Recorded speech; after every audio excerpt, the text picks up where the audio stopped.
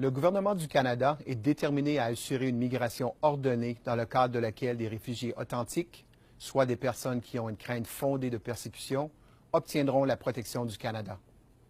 Nous voulons que vous sachiez qu'il y a des particuliers et des organisations du secteur privé au sein de votre collectivité qui peuvent vous fournir des renseignements faux ou trompeurs concernant la présentation d'une demande d'asile au Canada.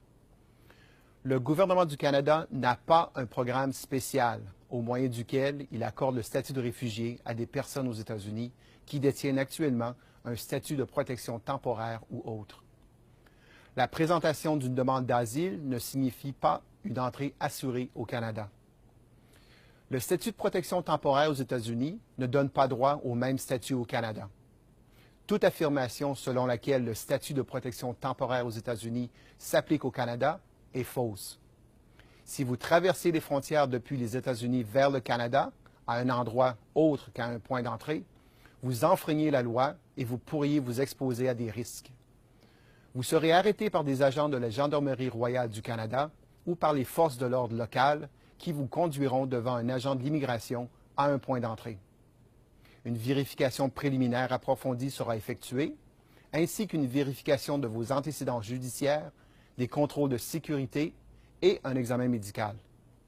Certaines personnes ne sont pas autorisées à présenter une demande d'asile au Canada et ce ne sont pas toutes les demandes d'asile qui seront acceptées. Toutes les demandes d'asile recevables sont évaluées par la Commission de l'immigration et du statut de réfugié, un tribunal indépendant. Les décisions seront prises au cas par cas. Un demandeur d'asile doit satisfaire à certaines exigences. Si vous ne pouvez pas les satisfaire, on vous demandera de partir ou vous serez renvoyé. La moitié des demandes d'asile présentées par des ressortissants haïtiens en 2016 ont été rejetées et les demandeurs ont été obligés de quitter le Canada. Méfiez-vous des faux renseignements. Apprenez-en davantage au sujet du système d'octroi de l'asile du Canada en consultant notre site web canada.ca/asile. Ne soyez pas induits en erreur. Un message du gouvernement du Canada.